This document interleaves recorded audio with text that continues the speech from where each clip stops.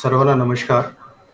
मानसशास्त्र व समुपदेशन केंद्रामार्फत व तसेच श्रीमती जी खडसे महाविद्यालय मुक्ताई नगर मार्फत आयोजित आजच्या या वेबिनारमध्ये मी सर्वप्रथम सर्वांचे हार्दिक स्वागत करतो. आजच्या या आभासी माध्यमावर जमलेल्या सर्व माननीय व्यक्ती आणि विद्यार्थी मित्र, कोविड 2019च्या दरम्यान सर्वसामान्य समज विकसित झालेल्या जवळपास प्रत्येकासाठी आयुष्य कदाचित दोन भागात विभागलं गेलं आहे.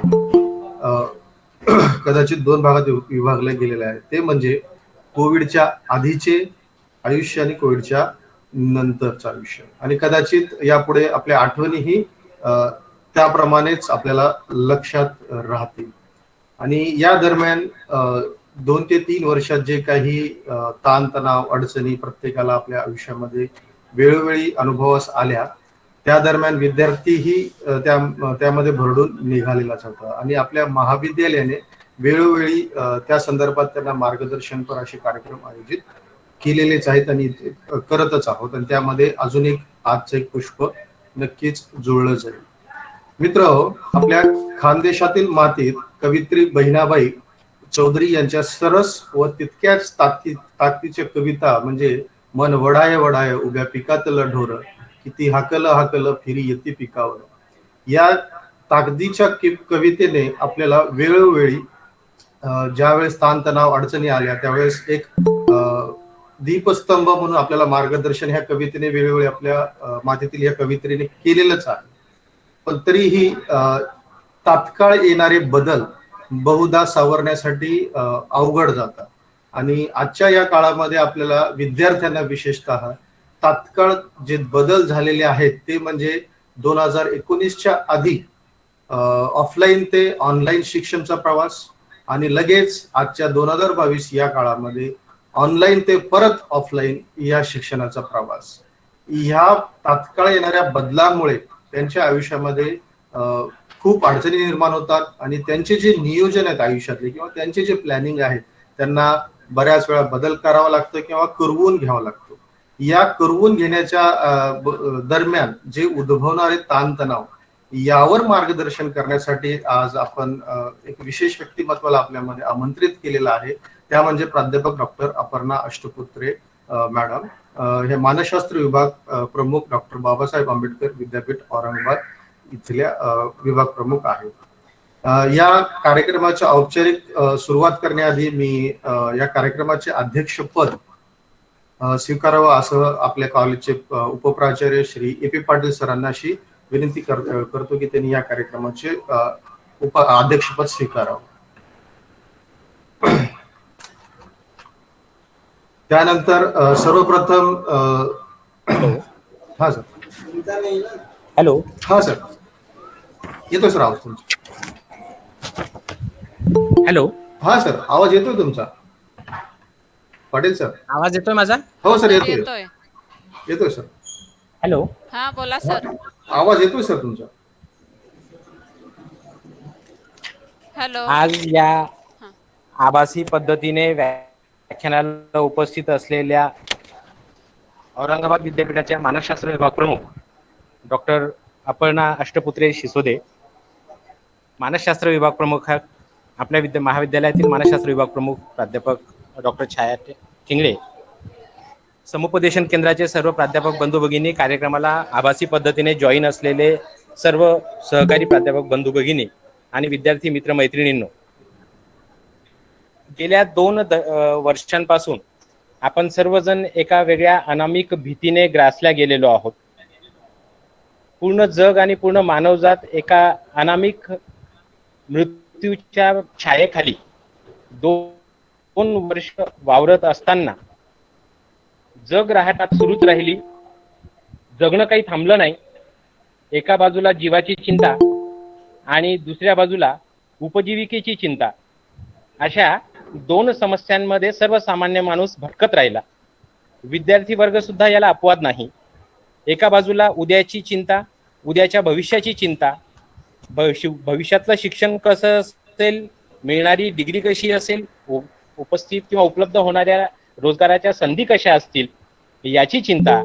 तर दुसऱ्या बाजूला आहोत त्या परिस्थितीमध्ये कसं लढायचं, कसं शिकायचं याची समस्या. कधी कल्पनाही केली नव्हती अशा नानाविध समस्यांना आम्हा सगळ्यांना गेल्या 2 वर्षांमध्ये सामोरं जावं लागलं. आतापर्यंत मानव जातीने न अनुभवलेला असा अभूतपूर्व काळ आपण सगळ्यांनी अनुभवला आणि या सर्वांनी आमच्या आयुष्यात भविष्यात काय वाढून ठेवलेलं आहे याची एक छोटेखानी ट्रेलर, एक छोटेखानी स्वरूप आमच्या समोर या निमित्ताने आलं. आतापर्यंत आम्ही ज्याला प्रगती, ज्याला विज्ञानाची परमोच्च प्रगती असं समजत होतो, त्याच वेळेस एका मानसिक दडपणाखाली असताना वर्तनावर होणारा परिणाम आणि त्याचा व्यावहारिक जीवनामध्ये येणारे फायदे तोटे, त्या सगळ्या गोष्टींना आपण न कळत जाणते अजाणतेपणाने आपण समोर गेलेलो आहोत. आज आपण अशा आभासी पद्धतीने या कोविड नंतरच्या काळामध्ये ज्या नवीन समस्या आमच्या विद्यार्थ्यांना भेडसावत आहेत, त्यांच्यासाठी सुद्धा खूप मोठ्या प्रमाणामध्ये हे एक प्रकारचं स्विचिंग आहे. एका शॉकमधून ते दुसऱ्या शॉकमध्ये प्रवेश करतायत अशी काहीशी अवस्था आहे. महाविद्यालये जरी कागदावर ऑफलाईन पद्धतीने सुरू झालेली असली तरीही विद्यार्थी अजून त्या मानसिकतेमध्ये आलेला नाही की त्याला ऑफलाईन मध्ये यावं, प्रत्यक्ष शिक्षणाचा अनुभव घ्यावा. कारण जे एका बाजूला 2 वर्ष आधी आम्ही आमच्याच विद्यार्थ्यांना कन्व्हिन्स करत होतो, समजावून सांगत होतो की बेटा शिक्षण सुरू राहिलं पाहिजे, आता आपल्याला ऑनलाईन मधून आपण शिक्षण सुरू ठेवूया.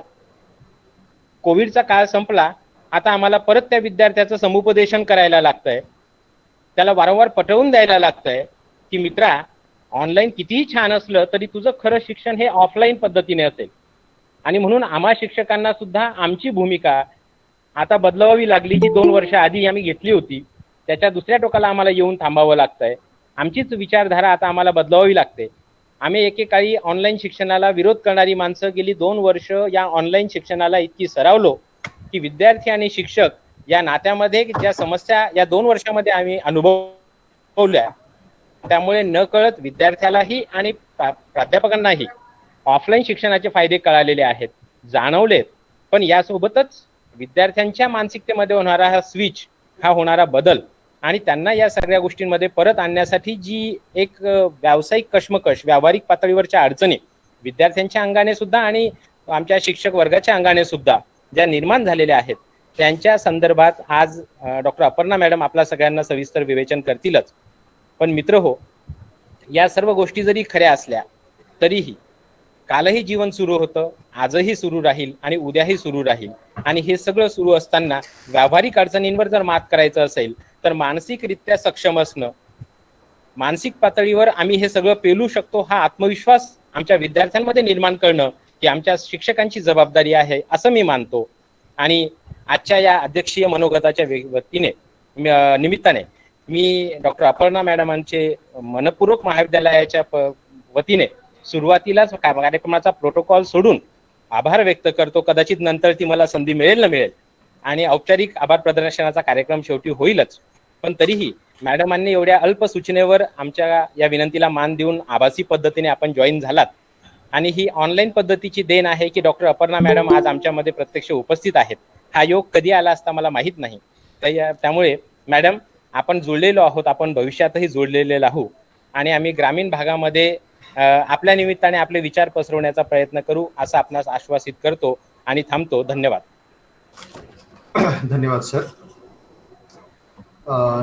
कामाच्या व्यस्ततेमुळे औपचारिकतेला फाटा फोडून सरांनी अगोदरच आपले अध्यक्षीय मनोगत मार्गदर्शन मनोगत आपल्याला सांगितलेलंच आहे. तरी परत एकदा औपचारिकरित्या मी डॉक्टर अपर्णा अष्टपुत्र मॅडम यांचं सर्वांच्या वतीने स्वागत करतो या आभासी माध्यमावर आजच्या कार्यक्रमासाठी. व परत आपल्या औपचारिक कार्यक्रमासाठी मी इथं आमंत्रित करतो प्रोफेसर डॉक्टर छाया ठिगळे मॅडम यांना. त्यांनी आजच्या या आपल्या विशेष अतिथी यांचं थोडक्यात परिचय करून द्यावा, तसंच या कार्यक्रमाचे प्रास्ताविक सुद्धा सादर करावे. तर मी डॉक्टर छाया मॅडम यांना विनंती करतो की त्यांनी आधी प्रास्ताविक सादर करावं या कार्यक्रमाचं आणि परत परिचय सुद्धा करून द्यावा. छाया ठिगळे मॅडम. धन्यवाद सर. आवाज येतोय? हो मॅडम.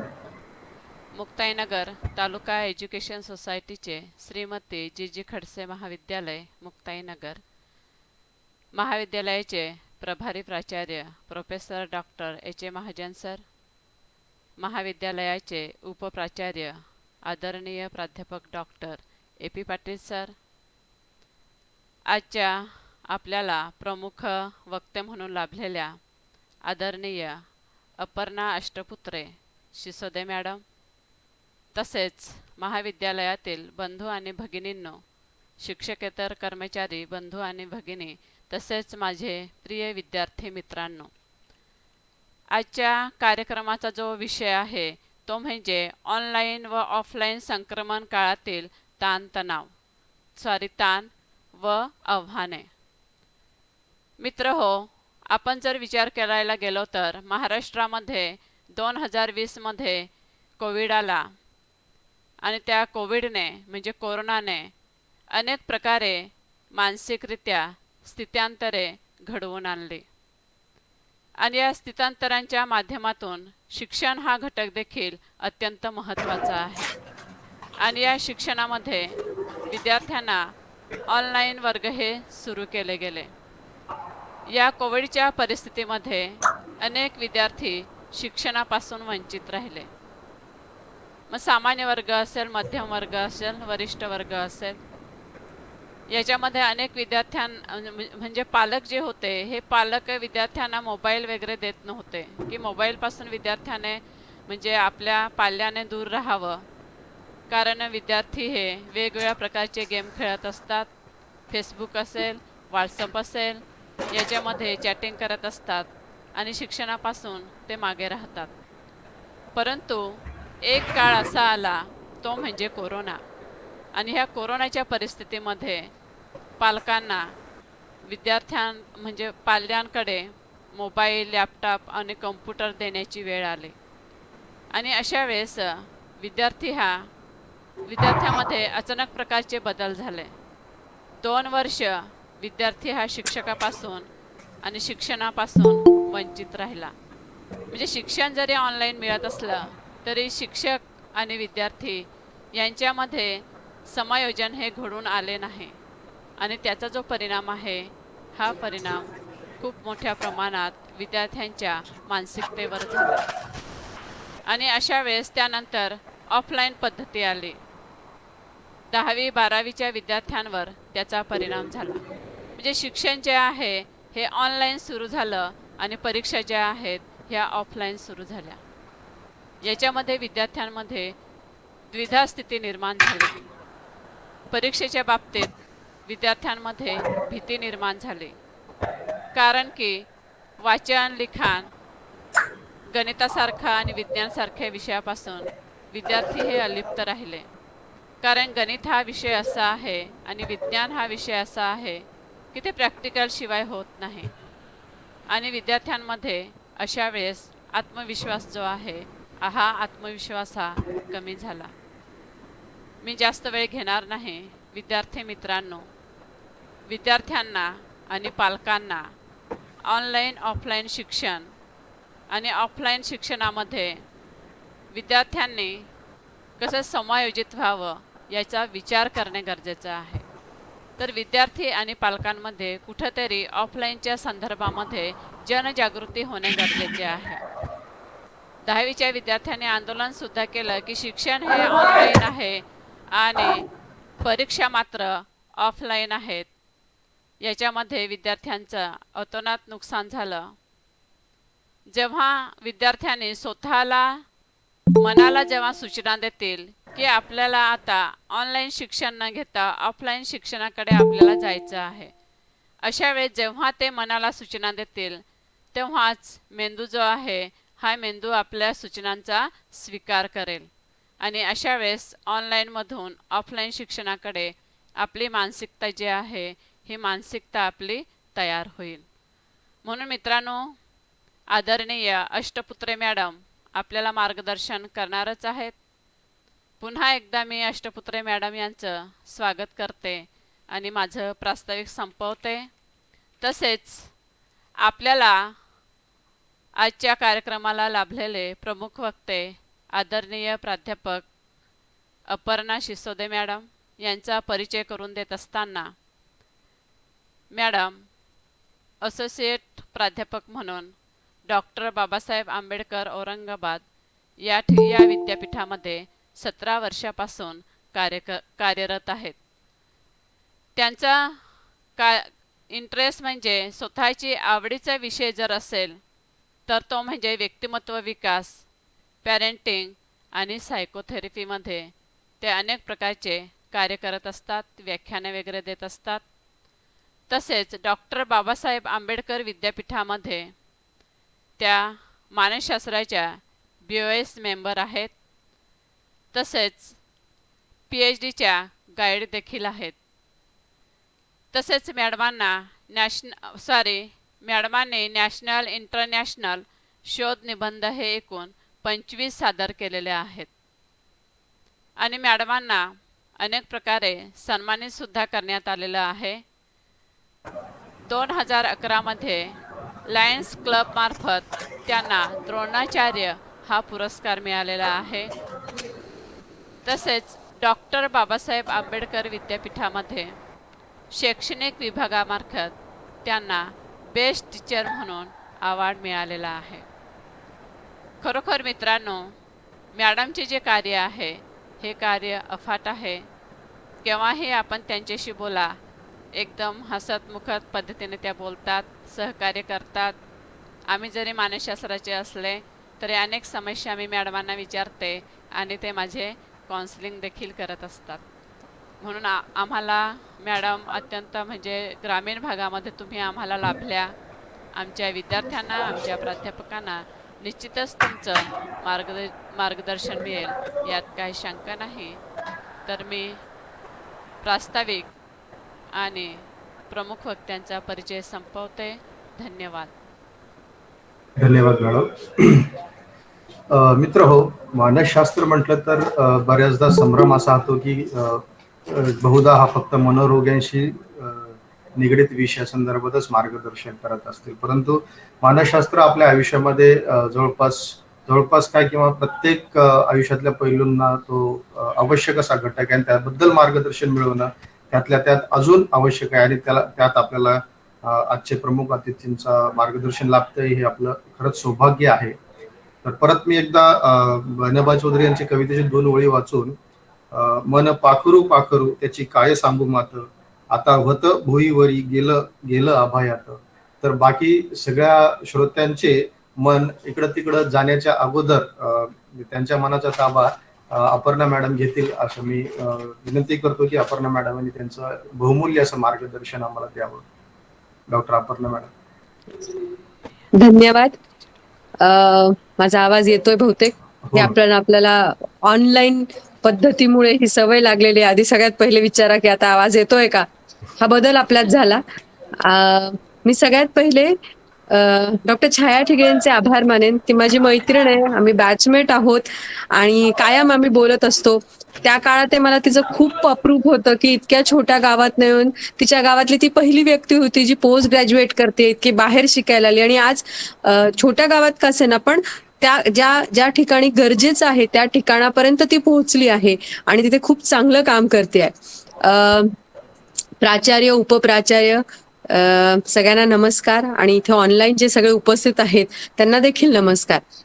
सगळ्यांनी असं आता चर्चा केली की ऑनलाईन आणि ऑफलाईन मध्ये आता खूप बदल झाला. म्हणजे सुरुवातीला जेव्हा ऑनलाईन झालं होतं त्यावेळेला आपल्याला सगळ्यांना मानसिक तयारी करावी लागली की आपण एकटेच बोलतोय, समोर विद्यार्थी नाहीयेत, विद्यार्थ्यांना सुद्धा काय चाललेलं आहे हे समजूस तर बराच काळ गेला आणि ते त्याच्याशी समायोजित होत गेले की ऍडजस्ट झाले ते की चला ऑनलाईनच करायचंय.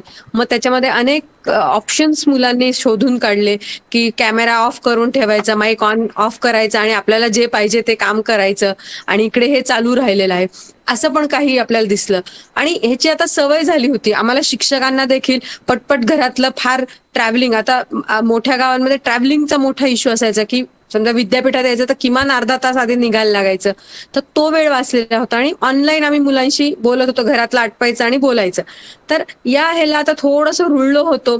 आता देखील चर्चा झाली होती की तुम्हाला सुट्ट्या आहेत का, तर यावर्षी सुट्ट्या नाहीत. म्हणजे आपल्या मानसिकतेमध्ये इतके सारे बदल व्हायला लागलेले आहेत या 2 वर्षामध्ये आणि ते खूप फास्ट होत आहेत. म्हणजे बदल व्हायला काहीच हरकत नव्हती, पण हे बदल इतके भराभर झाले की पहिल्याशी जुळवून घेता घेता आता परत दुसरं काहीतरी आलं, आता आपण परत त्याच्याशी जुळवून घेतो आहेत. म्हणजे आता हायब्रिड क्लासेस पण आलेत की जे ऑनलाईन ऑफलाईन नाही होऊ शकत आहे त्यांना तुम्ही ऑनलाईन द्या. नवीन जर आपण एज्युकेशन पॉलिसी बघितली तर त्यातही तसंच म्हटलेलं आहे की जो जे वांछील तो ते लाहो ना, ज्याला जसं पाहिजे प्रोजेक्ट करायचा प्रोजेक्ट करा, ऑनलाईन करायचं ऑनलाईन करा, ऑफलाईन करायचं ऑफलाईन, हे इतकं सगळं येतं आहे. तर या सगळ्याचा आपल्याला नक्कीच ताण येतोय. म्हणजे प्राध्यापकांना जसा येतो आहे तसा विद्यार्थ्यांना पण येतो आहे. नवीन नवीन गोष्टी येतात की तुम्ही एकाच वेळेला 2 डिग्रीज घेऊ शकता, किंवा वेगवेगळं काय म्हणू की कधी सर्टिफिकेट कोर्स करू शकता, डिग्री कोर्स.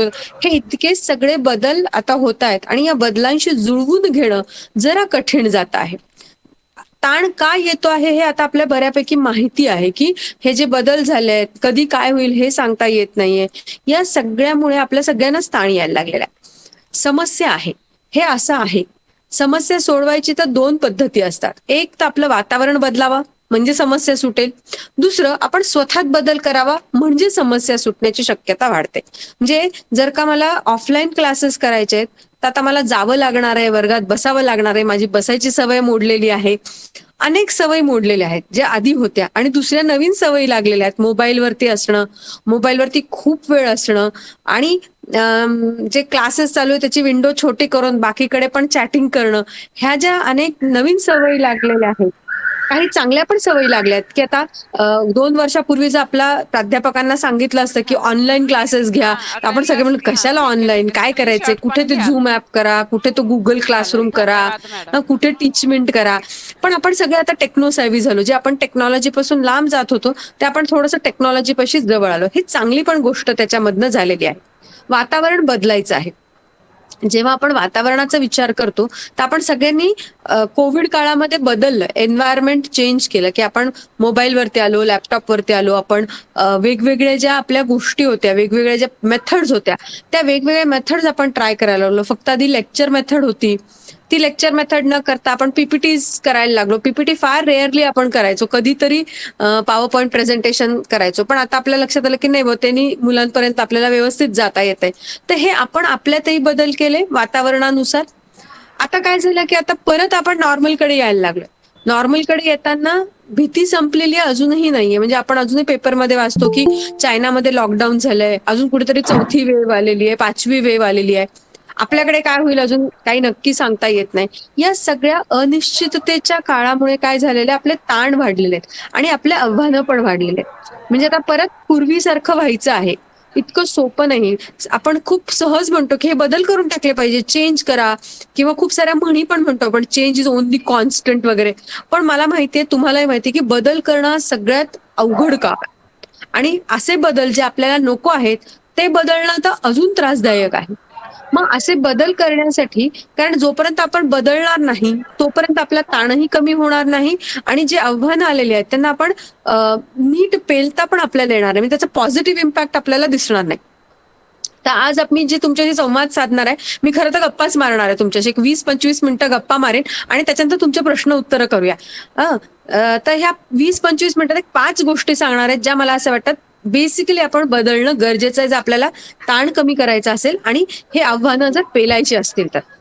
अनेक गोष्टी आहेत, पण त्यातली सुरुवात करायची, एकदम सगळं आपल्याला सुरू करता येणार नाही. तर काही मोजक्याच गोष्टींनी आपण जर सुरुवात केली तर बदल आणि ताण दोन्हीही आपल्याला मॅनेज करता येईल, त्याचं व्यवस्थापन आपल्याला करता येऊ शकतं. तसं कोणत्या कोणत्या गोष्टी आहेत? सगळ्यात पहिली गोष्ट जी आपण या ऑनलाईनच्या माध्यमांमध्ये विसरलो होतो ती आपली दिनचर्या. जी पूर्वी आपली दिनचर्या होती की सकाळी उठायचं, अमुक एक करायचं, त्याच्यानंतर एक करायचं, त्याच्यानंतर डिपार्टमेंट कॉलेजला जायचं, कॉलेज लेक्चर्स करायचे, विद्यार्थी असतील, शिक्षक असतील, आणि असं एक रुटीन सेट झालं होतं. या कोविड काळामध्ये काय झालं, हे आपलं रुटीनच डिस्टर्ब होऊन गेलं. घाई नाहीये 9 वाजता पोहोचायची कॉलेजला, 7ला पोहोचायची घाई नाहीये. किती वाजता तास आहे? 11 वाजता तास आहे का? मग निवांत आहे.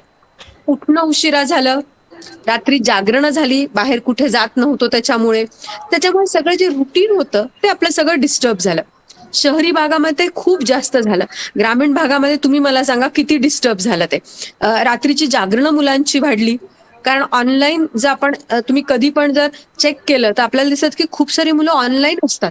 तुम्ही जर फेसबुक बघा, रात्री 1:30-2 वाजता सुद्धा ऑनलाईन असतात. चॅटिंग करत असतात. व्हॉट्सअपला बघा, Instagram वरती मुलं हल्ली खूप असतात. तर त्यांचं जे संवादाचा जो काळ आहे ना तो रात्रीचा झाला. म्हणजे झोप कधीतरी 1:30-2 वाजता झोपणार, मग सकाळी उशिरा उठणार आहे. तर या सगळ्यामध्ये झालं काय, तर आपलं जे बॉडी क्लॉक होतं, आपलं जे शरीराचं जे घड्याळ आहे ते डिस्टर्ब होऊन गेलं. तुम्ही जसं आपण एखाद्या मशीनला त्रास दिला तर ती मशीन नीट चालत नाही. म्हणजे आपल्याला माहिती आहे की आपली जी गाडी आहे टू व्हीलर तिला सर्व्हिसिंगची गरज आहे आणि ती आपण केलीच नाही. ऑइलची गरज आहे ते आपण टाकलंच नाही. पेट्रोल चांगलं टाकलंच नाही तर काय होईल, थोड्या दिवसानंतर ती मशीन त्रास द्यायला लागते. मग गाडी बंद पडते, चालत नाही, काहीतरी अडचण येतात. तसंच आपल्या शरीराचं पण, आपलं शरीर एक मशीन आहे. त्याला काय केलं आपण, त्याचं रुटीन सगळं डिस्टर्ब केलं. उशिरा झोपणं, जेव्हा वाटेल तेव्हा खाणं, घरातच असल्यामुळे कदाचित खूप खाणं किंवा कदाचित खूप कमी खाणं, असे दोन्हीही टोकाच्या गोष्टी आपण करायला लागलो. हेल्दी ज्याला आपण म्हणतो त्याच्याकडे कुठेतरी दुर्लक्ष आपण करायला लागलो. या सगळ्या गोष्टी पाहता त्याच्यामुळे सगळ्यात पहिली जी गोष्ट जर आपल्याला करायची असेल ते आपण परत आपलं रुटीन वरती येणं, आपली जी दिनचर्या आहे ती आणणं. ती कशी आणायची, तर सुरुवात जी करायची आहे आपल्याला ती लवकर झोपण्यापासून करायची. लवकर उठण्याचं टार्गेट नाही ठेवायचं. लवकर उठण्याचं टार्गेट जर आपण ठेवलं तर ते अवघड होतं. पण लवकर झोपण्याचं जर टार्गेट ठेवलं तर ती शक्यता जास्त आहे. मग आपण जितक्या पण वाजता झोपत असू, आपण असं ठरवू की आज त्याच्या एक अर्धा तास आधी झोपायचं आहे. त्याच्या अर्धा तास आधी जिथे झोपायचं तिथे जायचं आहे. हे जर आपण केलं तर आपली दिनचर्या जी डिस्टर्ब झालेली आहे, सकाळी उठणं असेल, मग जेवण असेल, या सगळ्या गोष्टी रुटीनला लागतील. आणि ज्यांचं हे डिस्टर्बच झाले नसेल तर त्यांच्यासाठी तर फार चांगलं आहे. त्यांचा बराचसा रुटीनमध्येच भाग आहे, तर व्हेरी गुड, त्यांना हे करायची गरज नाहीये. ज्यांचं रुटीन बिघडलंय त्यांनी रुटीननी सुरुवात करूया. आता ज्यांचं रुटीन बिघडलेलं नव्हतं, ज्यांचं रुटीन व्यवस्थित चाललेलं होतं, व्यवस्थित ज्या वेळेच्या वेळी झोपणं होतं, उठणं होतं, सगळं होतं, त्यांना पण तर ताण येत असेल तर दुसरी गोष्ट जी महत्वाची आपल्याला करायची ती आहे व्यायाम. अगदी प्रत्येकाने कमीत कमी 45 मिनिटं व्यायाम केले पाहिजे. आणि 45 मिनिटं काय आहे, तर रिसर्च असं सांगतं की तुमचं जे सगळं क्लॉक आहे, तुमच्या शरीरामधले जे चयापचय आहे, जे ऑर्गन्स काम करतात, ते जर चांगले करावेत असं वाटत असेल तर मिनिमम 45 मिनिट, कमीत कमी 45 मिनिटं व्यायाम आहे. हा व्यायाम घाम येऊस्तर केला पाहिजे. हा सगळ्यांनी, ह्याच्यापेक्षा जास्त तुम्ही कितीही करू शकता तुमच्या क्षमतेनुसार, पण 45 मिनिटं व्यायाम सगळ्यांनीच करायचा आहे. काय होतं की जेव्हा पण आपल्याला राग येतो, नकारात्मक भावना येतात, तिरस्कार आहे, ताण आहे, ह्या सगळ्या प्रेशर जाणवतं, हे सगळं जेव्हा होतं त्यामध्ये आपल्या शरीर देखील त्याला प्रतिक्रिया देत असतं. काय प्रतिक्रिया देतं, तर काही आपले जे हार्मोन्स आहेत ते सिक्रेट होतात. म्हणजे आपण ऍड्रिनलिन नावाचा एक ग्रंथ आहे, ती ग्रंथी जी आहे ती आपल्या रक्तामध्ये ऍड्रिनलिन सिक्रेट करते, ते आपल्या रक्तात मिसळते. त्याचं जर प्रमाण वाढलं तर आपलं ब्लड प्रेशर वाढतं. मग हे जर मला कमी करायचं असेल तर राग नाही आला पाहिजे, हा भाग आहेच आहे, पण आता तो येतो, चिडचिड होतीये. मग हे रक्तात जर मिसळत असेल तर मी काय करायला पाहिजे. आमच्या औरंगाबादमध्ये सकाळी सकाळी एक घंटा गाडी येते आणि ती असं म्हणते की काय माझा कचरा माझी जबाबदारी. ठीक आहे, आणि तो माझा कचरा आहे तो मी बाहेर काढल्याचा घरातला. माझ्या शरीरातल्या कचऱ्याची जबाबदारी कोणाची आहे, तिथं माझीच असली पाहिजे. घरातल्या कचऱ्याची जशी माझी जबाबदारी आहे तशी माझ्या शरीरातल्या कचऱ्याची देखील जबाबदारी माझी आहे, ती बाहेर काळजी काढणार आहे. तर रक्तामध्ये जे ऍड्रिनलिन सिक्रेट झालेलं आहे, व्यायाम केल्यानंतर जो काही घाम येतो, जे काही आपलं शरीरामधलं जे काही ब्लड सर्क्युलेशन होतं, त्याचं जे काम आहे ते व्यायाम केल्याने ते ऍड्रिनलिनचं जे प्रमाण आहे ते कमी होतं. हे ऍड्रिनलिनचं प्रमाण कमी करण्यासाठी आणि आपले सगळे ऑर्गन म्हणजे सगळे जे काही पुर्जे आहेत ते नीट चालतायत की नाही हे जर मला बघायचं असेल तर त्यासाठी या गोष्टी, मला व्यायाम हा खूप गरजेचा आहे, सगळ्यात महत्वाचा आहे आणि सगळ्यांनी करायचा आहे. जो आपल्याला शक्य आहे तो, ज्याला चालणं शक्य आहे त्यांनी चालणं करा, ज्यांना पळणं शक्य आहे, ज्यांना जिम करावं वाटतं त्यांनी जिम करा, योगासनं करावं वाटतात योगा, काहीही करा, खेळ खेळा, हरकत नाही, पण 45 मिनिटं घाम येऊस्तर व्यायाम करणं गरजेचं आहे. कसं आहे ना, भांड जर का भरलेलं असेल त्यात नवीन काही वस्तू जर आपण टाकायला गेलो तर ते सांडून जाते, त्यात मावत नाही. मग मला त्यात जर मावायचं असेल, मला दिवसभर जर का माझं काम असतील, आनंदानेच जावं असं वाटत असेल, तर मला सुरुवातीचं जे माझं शरीर आहे ते फ्रेश जर मी ठेवलं, तर ऍड्रिनलिन जरी वाढलं तरी माझं शरीरामध्ये ते एब्झॉर्ब करण्याची किंवा ते ठेवण्याची, माझ्या रक्तामध्ये ठेवण्याची जी क्षमता आहे ती असते, कारण आधीचं कालचं मी सगळं रिकामं करून टाकलेलं असतं. सो सगळ्यात महत्वाचं, जर मला ताण नीट ठेवायचा असेल, ताणाचं व्यवस्थापन करायचंय, ताण शून्य करणं जरा कठीणच आहे, ताण सगळ्यांनाच असणार आहे आणि हा बदल झाल्यामुळे तर आपला ताण सगळ्यांचाच वाढलेला आहे. आपल्याला सवय नवीन लावायच्या, त्याच्यामुळे आपण एक्सरसाइज करणं, व्यायाम करणं हे सगळ्यात गरजेचं आहे. हे आपण शारीरिक पातळीवरती करतोय. तिसरा जो काम आहे, तिसरं जे महत्वाचं आहे ते आपलं जेवण. म्हणजे आता हे शरीराच्याच भागामध्ये येतं की आपण काय खातो आहे. मला जर बदल करायचे असतील आणि मला ताण जर कमी करायचा असेल, ताण कमी करण्यासाठी मी काय खाती आहे हे देखील तितकंच महत्वाचं आहे.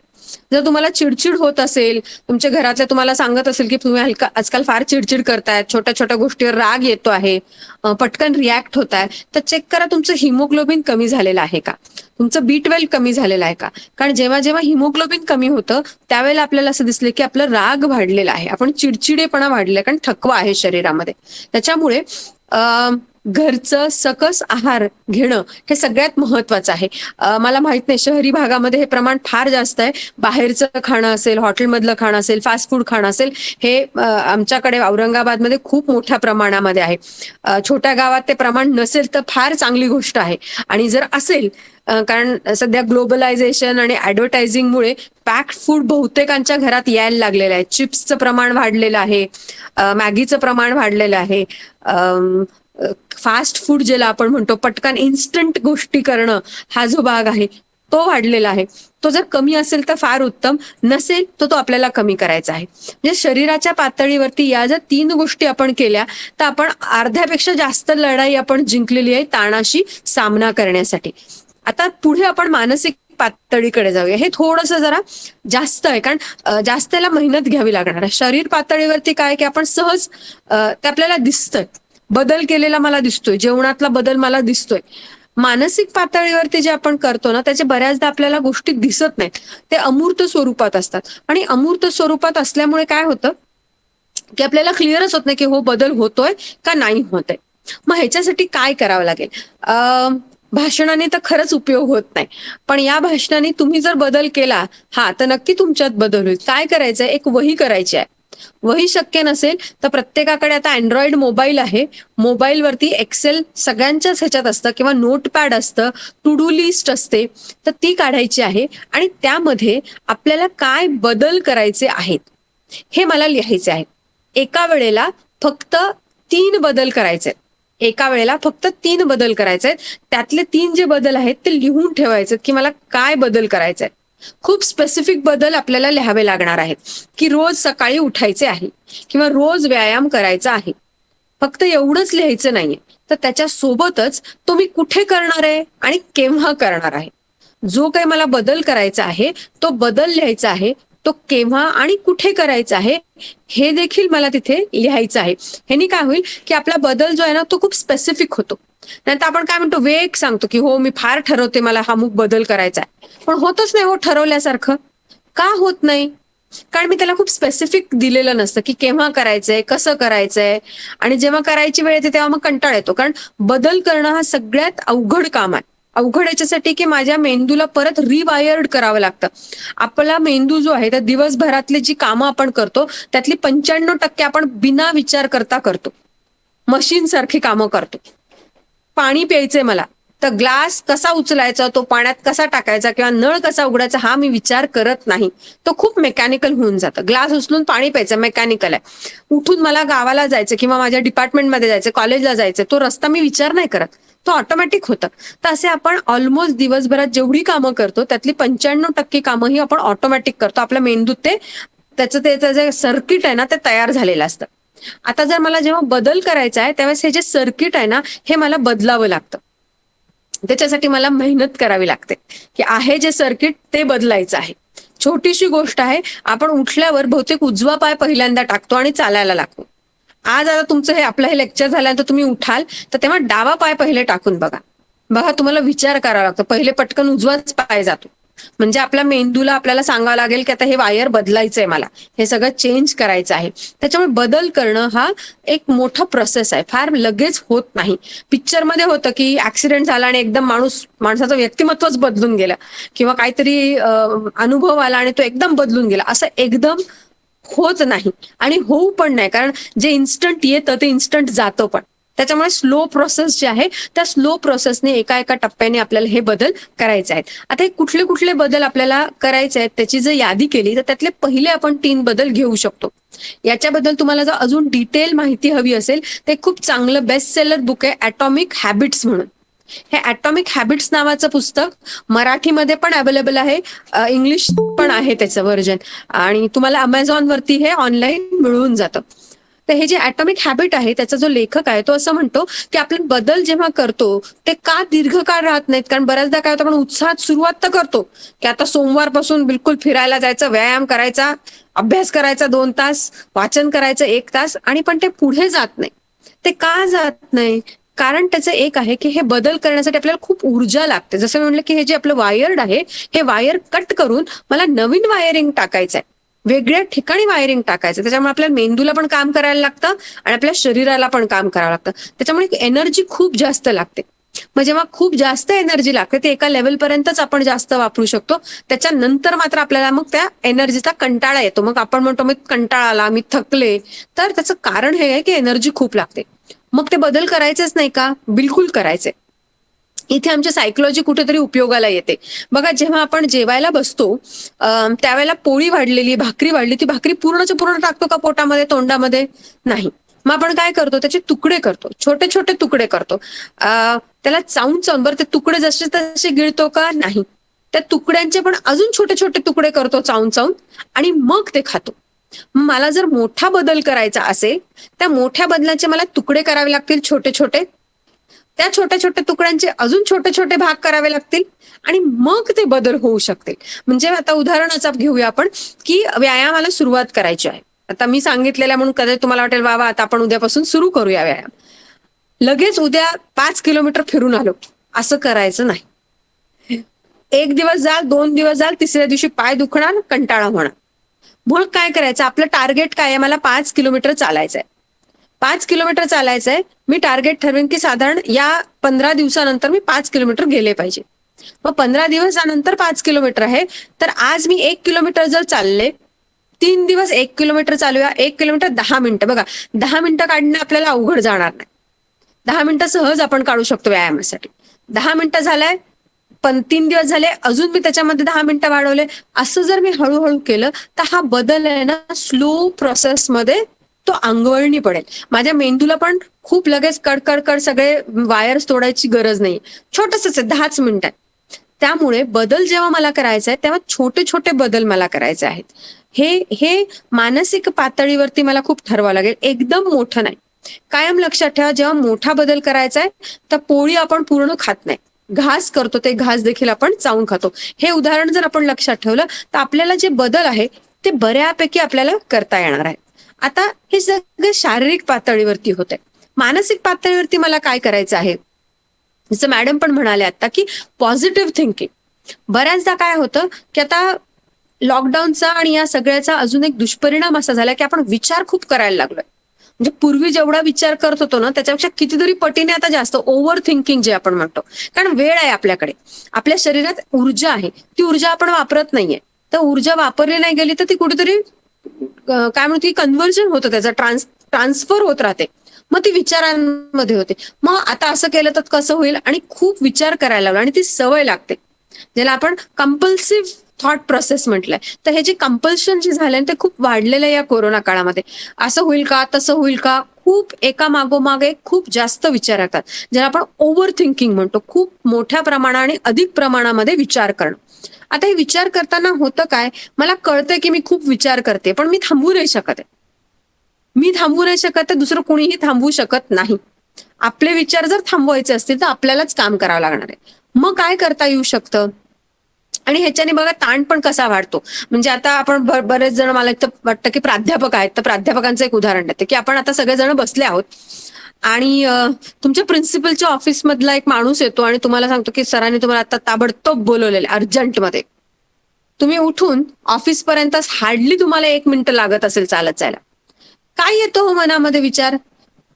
लगेच सुरू करतो आपण. कशाला बोलवलं असेल? काही काम राहिलं असेल का? मला काही सांगितलेलं होतं का? मग काही द्यायचं राहिलेलं होतं का? असं नाही विचार करणार आपण की सहज बोलवलं असेल काहीतरी, काहीतरी चांगलं असेल काहीतरी, असा विचार येत नाही. कारण आपला मेंदू जो आहे परत तेच आहे की या इव्होल्युशन म्हणजे जेव्हा आपण केव्स मध्ये राहत होतो ना, तेव्हा आपल्याला कायम धोके दिसायचे आणि त्या धोक्यांना सामोरं जाण्यासाठी आपला मेंदू तयार झालेला होता. तीच कन्सिस्टंटली. त्याच्यामुळे आपल्याला कुणी बोलवलंय आणि लगेच अर्जंट ये असं म्हणल्यानंतर फार क्वचित आपल्याला काहीतरी पॉझिटिव्ह गोष्ट, जर त्याला आधी संदर्भ पॉझिटिव्ह असेल तरच येतात, नाहीतर निगेटिव्ह गोष्टीच डोक्यामध्ये येतात की कशाला बोलव असेल, कायच काम असेल. आणि इतकं फास्ट होतं, आपण इतके फटाफट गिअर टाकतो, रिव्हर्स गिअर टाकतो आणि बघतो की आपल्याला काही सांगितलं होतं का काम, किंवा तुमच्या ओएसनी जर तुम्हाला बोलवलेलं असेल की परत सुरू होतो की ह्याला काही कागद पाहिजे होते का, काही राहिलेलं आहे का, आपलं कॅशचं काही आलेलं आहे का, अरियर्सचं काही राहिलंय का, कागद राहिलाय का, सगळे असे एका मागोमाग इतके फास्ट येतात. आणि ते बऱ्याच जसं म्हणलं की बऱ्याचदा निगेटिव्ह असतात. आणि ह्याच्याने होतं काय, तेवढ्या वेळापुरतं ते निगेटिव्हिटी वाढल्यामुळे परत शरीरामध्ये ॲड्रिनलिन सिक्रेट होतं.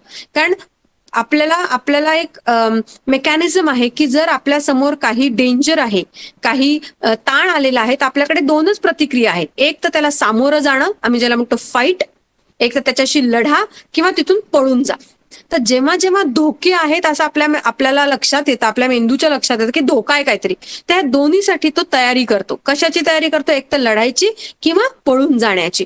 आणि या दोन्हीमध्ये तिथे गेल्यावर आपल्याला कळतं काही नाही, मीटिंग आहे म्हणून बोलवलं होतं. म्हणजे त्याची जी आपल्या शरीराने तर सगळी तयारी केलेली होती ना, पळावं लागलं तर पूर्ण तयारी आहे, लढावं लागलं तरी तयारी आहे, ही सगळी शरीराने केलेली तयारी ती तशीच राहून गेली. कारण आपल्याला फक्त मीटिंगसाठी बोलवलेलं आहे, ताबडतोब बोलय पण ती मीटिंग आहे, आपल्याला तिथे जाऊन बसतो.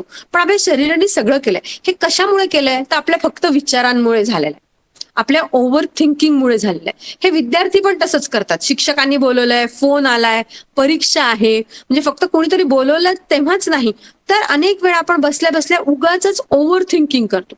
हे ओव्हर थिंकिंगने देखील आपला स्ट्रेस लेवल्स खूप वाढणार आहे. मग काय करायचं?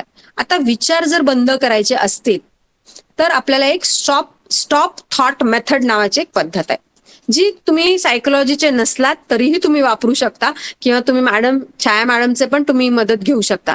यामध्ये काय आहे की सगळ्यात पहिल्यांदा आपल्याला जाणीव होणं गरजेचं आहे की मी खूप जास्त विचार करतेय. एकदा का तुमच्या लक्षात यायला लागलं की आपण खूप विचार करतोय, तर त्यावेळेसच सांगायचं स्वतःला तिथे जाऊन बघू काय होतं ते. जेव्हा जेव्हा असे विचार यायला लागले तर ते आपली कल्पना आहे, ते 100% फॅक्ट आहे का? तर नाहीये. ते वास्तवावर आधारित आहे का? नाहीये. आपल्याला वाटतं. आपलं अर्धाधिक आयुष्य न वाटण्यावरतीच जातं. मला असं वाटलं म्हणून मी तसं केलं, मला तसं वाटलं म्हणून. ते हे वाटण्याला तसा काही बेस नाहीये, फॅक्ट बेस नाहीये, काही वास्तववादी त्याला आधार नाही. त्यामुळे जर तुमचे विचार येत असतील आणि त्यामध्ये असं वाटलं मला, असं जर का काही थॉट येत असेल, तर तिथे आपण सांगायचंय की थांबा, आपण बघू काय करता येईल. आता थांबा दरवेळेला आपला मेंदू ऐकेलच असं नाही. आमचा एक विद्यार्थी होता, त्याच्याकडनं मी ही टेक्निक शिकलेली, जी मला नेहमी असं वाटतं की खूप खूप चांगल्या पद्धतीने जाऊ शकतो. आमचा एक विद्यार्थी होता, आम्ही एका वर्कशॉपला गेलो होतो आणि तिथे सगळं इंग्रजीमधनं चाललेलं होतं आणि ग्रामीण भागातला असल्यामुळे फार इंग्रजी चांगलं होतं, समजत होतं पण खूप नव्हतं. तर तो अगदी मन लावून अगदी मान बिन हलवत होता. मी म्हणलं, वा तुला सगळं समजतंय? तो म्हणजे नाही मॅडम, थोडं थोडं समजतंय. आणि मधल्या वेळात मी गाणं म्हणतोय मनातल्या मनात गाणं म्हणणं ही टेक्निक खूप इफेक्टिव्ह आहे जर का तुम्ही खूप विचार करत असाल. आणि काय करायचं त्यात अजूनही सिम्पल आपण करू शकतो. तुम्हाला आवडणारी गाणी जी आहेत तुमच्या मोबाईलच्या काय म्हणत की स्क्रीनवरती पण तुम्ही लिहून ठेवू शकता, त्याचा स्क्रीनशॉट टाकू शकता, की जेव्हा जेव्हा थॉट प्रोसेस वाढलाय तुमचा खूप जास्त, तर उघडायचं आणि एक गाणं म्हणायला लागायचं मनातल्या मनात. मोठ्याने नाही शक्यतो, मनातल्या मनात म्हणायचंय. ऑटोमॅटिक काय होतं, तुमचं त्या विचारांवरचं जे लक्ष आहे ते विचलित होतं. बऱ्याचदा आपण म्हणतो की विचार येऊ नये, जितकं आपण म्हणू तितके ते विचार अधिक येतात.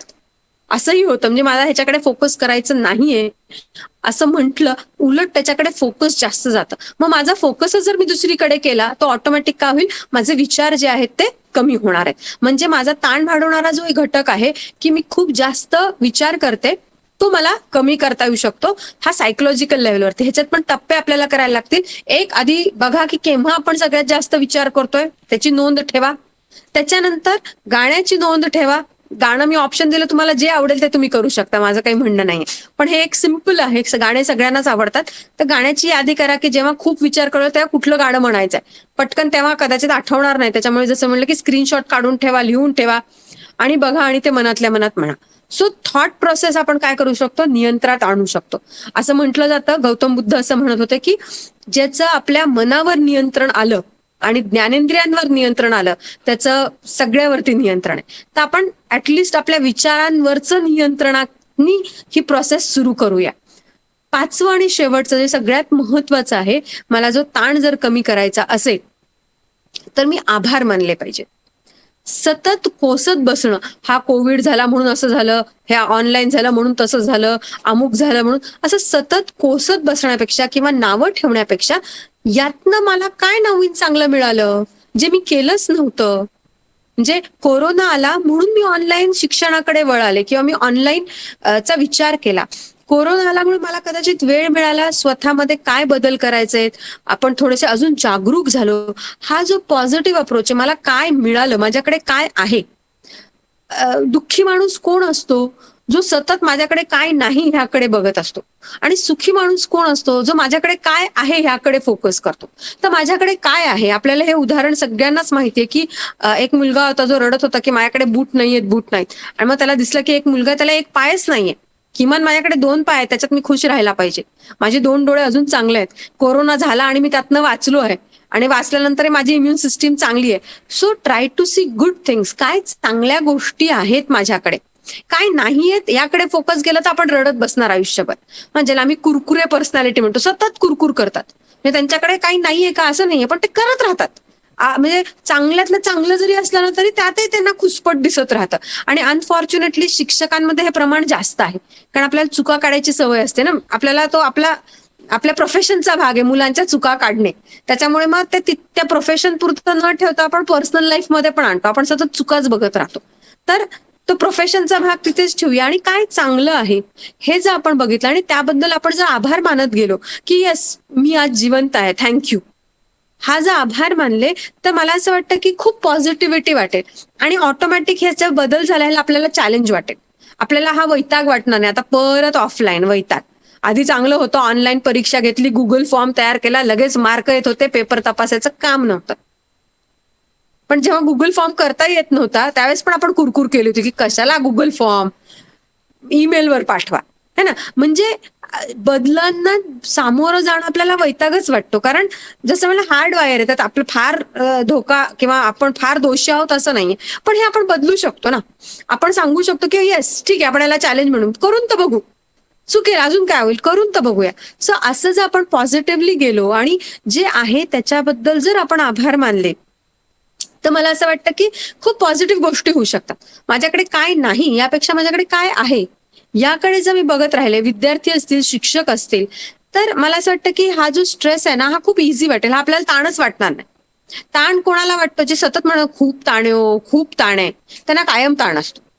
असे किती लोक आहेत बघा, की जे आयुष्यामध्ये इतक्या ऍडव्हर्स कंडिशन मध्ये आहेत, पण ते कधीच म्हणत नाहीत की बापरे किती वैताग आहे. कारण त्यांचा जो दृष्टिकोन आहे, ते आभार मानतात. ते आभार मानतात. देव माना न माना, पण किमान नेचर आपण मानू शकतो. त्या नेचरचे आपण आभार मानूया, की येस हे जे काही माझ्या वाट्याला आलंय, ते मी जे आलंय त्याला निभावेन, ते चांगल्या पद्धतीने निभावेन. बरं आहे मला, त्याच्यापेक्षा माझं बरं आहे, हा जो आहे अप्रोच, हा खूप महत्वाचा आहे. आणि माझ्याशीच जर मी तुलना केली तर हे अधिक चांगलं होईल, तरच मी आभार मानू शकेल. मी जर दुसऱ्यांशी तुलना केली माझी, तर मात्र मी थँक्यू म्हणू शकणार नाही. कारण माझ्यापेक्षा कोणीतरी वर असणारच आहे. कशा ना कशात, कुठल्या ना कुठल्याच्यात, प्रत्येक ह्याच्यात कोणी ना कोणी वर असणार आहे. म्हणजे माझ्या एज्युकेशनमध्ये माझ्यापेक्षा वर असणार आहे, माझ्यापेक्षा हुशार कोणीतरी वर असणार आहे, दिसण्यात कोणीतरी चांगलं असणार आहे, पैशात अजून कोणीतरी चांगला, कुठे ना कुठेतरी चांगलं हे असणारच आहे. सो माझी तुलना ही माझ्याशी असली पाहिजे. माझं आधी कसं होतं, मला आधी काय जमत नव्हतं आणि मला आज काय जमतंय. मी जर स्वतःचाच जर प्रोग्रेस बघितला तर डेफिनेटली मी पॉझिटिव्ह कडे जात आहे. माझ्यात पॉझिटिव्ह बदल झालेत असं मला वाटेल. तर मला असं वाटतं की या 5 गोष्टींनी आपण सुरुवात करूया. तर हे जे बदल झालेले, हा जो ट्रान्झिशन झालेला आहे, हे जे संक्रमण झालंय, हे आपण अधिक चांगल्या पद्धतीने फेस करू शकू. कुठल्या 5 गोष्टी आहेत त्या मी थोडक्यात एकदा रिवाइंड करते आणि मग तुमचे काही प्रश्न असतील तर नक्की विचारा. पहिलं आहे आपलं रुटीन सेट करू आपण. दिनचर्या जी आहे ती परत नीट सेट करू. दुसरं, व्यायाम करूया सगळेच जण. करत असतील तर खूपच चांगलं आहे. तिसरं, जेवणाचं जे आहे ते मी नीट सकस आहार खाणार आहे, याकडे आपण लक्ष देऊया. चौथी गोष्ट, मी जे काही बदल करायचे ठरवलेले आहेत त्याचे मोठा बदल न करता त्याचे छोटे छोटे तुकडे करून त्या छोटे छोटे तुकडे अचीव केले की मला आनंद होणार आहे. जर मी बदल करायचं ठरवलं आणि झालं नाही तर काही दिवसांनी आपण बदल करणं सोडून देतो. त्यामुळे छोटे छोटे बदलांचं टार्गेट ठेवूया आणि ते अचीव करूया. आणि चौथं, आपण आभार मानूया. जे काही माझ्याकडे आहे त्याबद्दल बी थँकफुल. आपण आभार मानूया. देव मानत असेल तर देवाचे आभार माना, नाही तर आई वडील आहेत, आई वडिलांचे आभार माना, त्यांच्यामुळे आपण आहोत. आज जे काही आपलं चांगलं आहे त्याच्याबद्दल आपण आभार मानूया. आणि आभार मानताना स्वतःची तुलना स्वतःशीच करूया की कालच्यापेक्षा आज मला चांगलं जमतंय, आज मला गुगल फॉर्म करता येतं, आज मला झूम वरती मीटिंग ऑर्गनाईज करता येते, शेड्यूल करता येते, जी मला आधी येत नव्हती. आता ते पण येत आहे आणि मला वर्गात शिकवता पण येते. मला आता दोन्ही पण येत आहे. ऑनलाईन पण करता येतं आणि ऑफलाईन पण करता येतं. हा जो माझ्यातला झालेला बदल आहे त्याच्याबद्दल आपण ग्रेटफुल राहूया आणि आपण थँक्यू म्हणूया. ह्या 5 गोष्टींनी आपण सुरुवात करूया आणि मला असं वाटतं की ही सुरुवात चांगली होईल. मग पुढे अजून बघूया काय काय बदल करता येऊ शकतील. तुमचे काही प्रश्न असतील तर नक्की विचारा. थँक्यू.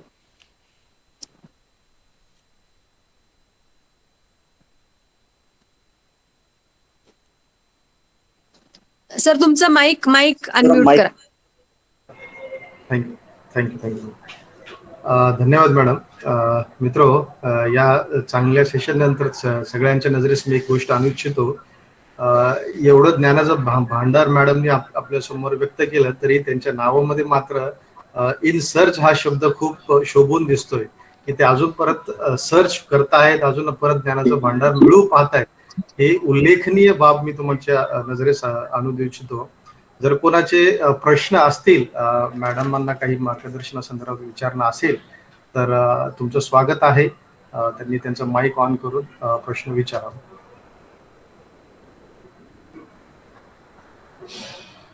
कोणाचे प्रश्न आहेत?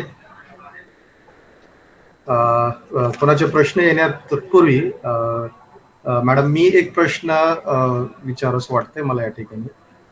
मॅडम, जे 1990च्या दरम्यानची किंवा नंतरची किंवा आधीची जनरेशन जे आपण आहोत, त्या जनरेशनच्या बहुधा सर्व लोकांना डिप्रेशन हा शब्द एलियन, आश्चर्य अथवा हसण्यावर नेण्याचा विषय असतो कदाचित. म्हणजे डिप्रेशन हा शब्द म्हणजे आम्हाला कधी असं आलं नाही, हा त्यांचा एक हसून उडवण्याचा प्रश्न असतो. पण आज एक ते शाश्वत सत्य असल्यासारखं चित्र पण दिसतंय. तर ते जे डिप्रेशन किती जिवंत प्रॉब्लेम आहे का नाहीये, हा प्रश्न मॅडम विचारत होता. खूप चांगला प्रश्न आहे सर. डिप्रेशनचं प्रमाण आहे. आजच आमचं सकाळी चर्चा झाली होती डिपार्टमेंटला की नॅशनल पॉलिसी किंवा जो सर्व्हे झालाय ते सांगतात की 18% डिप्रेशन आहे. आणि भारत हा काही दिवसांमध्ये, काही वर्षांमध्ये भारतामधला सगळ्यात नंबर 1चा आजार हा डिप्रेशन होणार आहे. त्याच्यामुळे डिप्रेशन आहेच आहे. आता डिप्रेशन मध्ये काय होतं माहितीये का, माझ्या पिढीला का कमी डिप्रेशन आहे, कारण माझ्याकडे खूप सारे ऑप्शन्स आहेत. मी नाही ऐकलेले लहानपणी.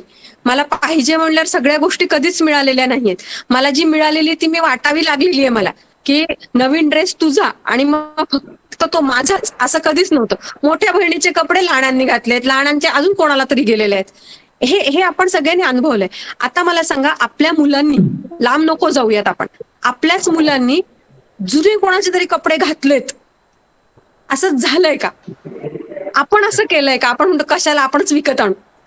आपल्याला दुसऱ्यांकडनं मागताना कधीच लाज वाटलेली नाहीये की माझ्याकडे घरामध्ये अमुक, आता कोणीतरी पाहुणे येणार आहेत आणि आमच्याकडे ना 6च वाट्या आहेत, अजून 6 वाट्या लागतील, तर शेजाऱ्यांकडनं घेऊन येऊ आपण.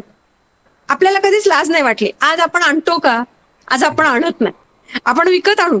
नाही तर यूज, आता आपल्याला ऑप्शन्स पण आलेत. अर्थात तेव्हा ऑप्शन्स आहे नव्हते, यूज अँड थ्रो आहेत, ऑप्शन्स आहे. आता काय झालं माहिती का, खूप ऑप्शन्स झाल्यामुळे सुद्धा ते समाधान मिळत नाही. जेव्हा आईस्क्रीमचे 3च प्रकार असतात, चॉकलेट, व्हॅनिला आणि अजून एक कोणतं तरी स्ट्रॉबेरी, तर आपल्याकडे ऑप्शनच नाही ना, एकच आहे. आज तुम्ही जर गेलात तर किमान 50 ऑप्शन्स आहेत. एक घेतल्यानंतर मला असं वाटतं की ते जास्त बरं होतं काय की. माझ्याकडे काय आहे यापेक्षा माझ्याकडे काय नाही ह्याकडेच मी फोकस करते. आपल्या आजच्या जनरेशनला नाही ऐकायची सवय नाही आहे. ग्रॅटिफिकेशन डिले आम्ही ज्याला म्हणतो की थोड्या वेळाने मिळेल असं नाहीये. बघा प्रत्येक घरामध्ये काहीतरी एक कल्चरचा भाग असायचा की सगळ्यांनी सोबत बसायचं आणि सगळे उठल्याशिवाय उठायचं नाही जेवताना. आता बघा जेवण झालं की उठतात आपलं आपलं. ना फोकस झालाय मी, आय फोकस झालाय, वी फोकस गेलाय आपला. त्यामुळे काय झालं की आपण लोकांना इन्क्लूड करत नाही, त्याच्यामुळे लोक पण शेअर करत नाही. मला वाईट वाटलं, माझं चुकलं, हे आपण आपली पिढी कदाचित खूप सहज सांगते. आत्ताच्या पिढीला तो इश्यू वाटतो, असं कसं सांगणार. त्याच्यामुळे शेअरिंग कमी झालंय, मॉरल सपोर्ट कमी झालेला आहे. आपण चुकतो, आपण कमी आहोत, आपण परफेक्टच असलं पाहिजे, हा जो सगळा भाग आहे ना त्याच्याने तो डिस्टर्बन्स वाढलेला आहे. आणि म्हणून आपण असं म्हणू की डिप्रेशन खरंच आहे. आजच्या मुलांना लाईक्स आले नाहीत इन्स्टावरती तर डिप्रेशन येतं की मग मी पॉप्युलर नाही आहे.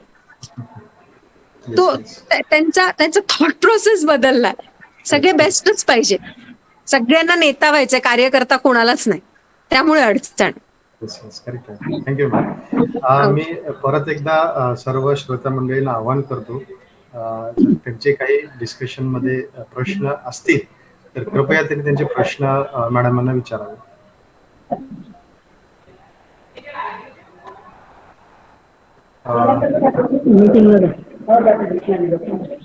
जावळे मॅडम तुमचं माईक ऑफ करा.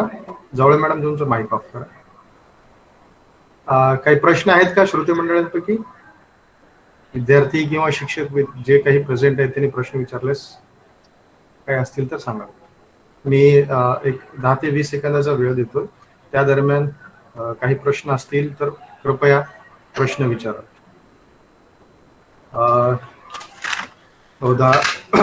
प्रश्न तुम्ही एवढं मार्गदर्शनच एवढं चांगलं केलं मॅडम की बहुधा प्रश्नाचे बरेच क्लिअर झालेले आहेत बरेचसे कॉन्सेप्ट. तर मी सगळ्यांचे आभार मानते. तुम्ही सगळ्यांनी ऐकून घेतलं त्याबद्दल सगळ्यांचे आभार आणि छायाचे आभार की तुमच्या सगळ्यांशी मला तिच्यामुळे संवाद साधता आला. Thank you so much. तर मी कार्यक्रमाच्या शेवटाकडे जातोय. अध्यक्षीय मनोगत तर सरांनी आधीच व्यक्त केलेले कार्यक्रमाच्या व्यस्ततेमुळे. तर कार्यक्रमाच्या शेवटच्या टप्प्याकडे जाताना मी प्राध्यापक डॉक्टर SM जावळे मॅडम यांना विनंती करतो की आजच्या या कार्यक्रमाचे आभार प्रदर्शन त्यांनी व्यक्त करावे. Doctor SM Jawale madam.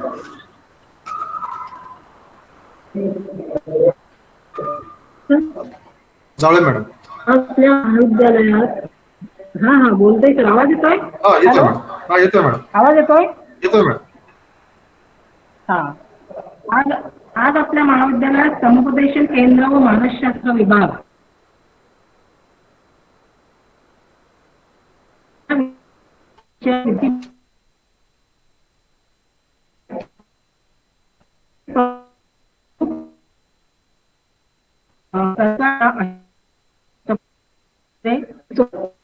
अतिशय सुंदर आपल्या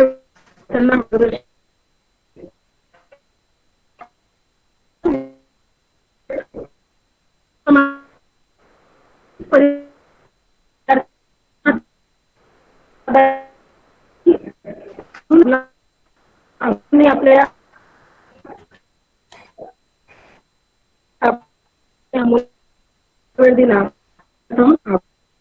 म्हणते असे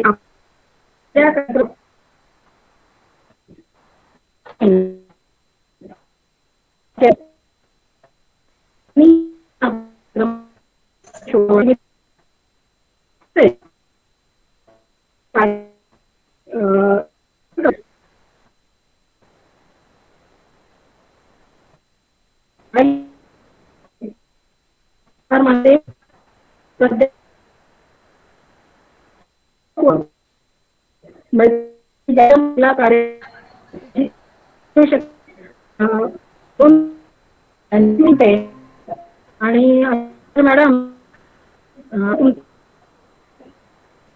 ती प्राध्यापकाचे उत्तर काही पण काय नियोजन नसतात आणि तुमच्या ते काहीतरी मॅडम तुमचा आवाज खूप ब्रेक होतो मॅडम. खूप आणि काही तांत्रिक अडचणीमुळे बहुतेक तुमचा आवाज खूप खूप ब्रेक होतो मॅडम. हो का, इथं नेटचा प्रॉब्लेम आहे हा सर. आता येतो मॅडम. Okay madam.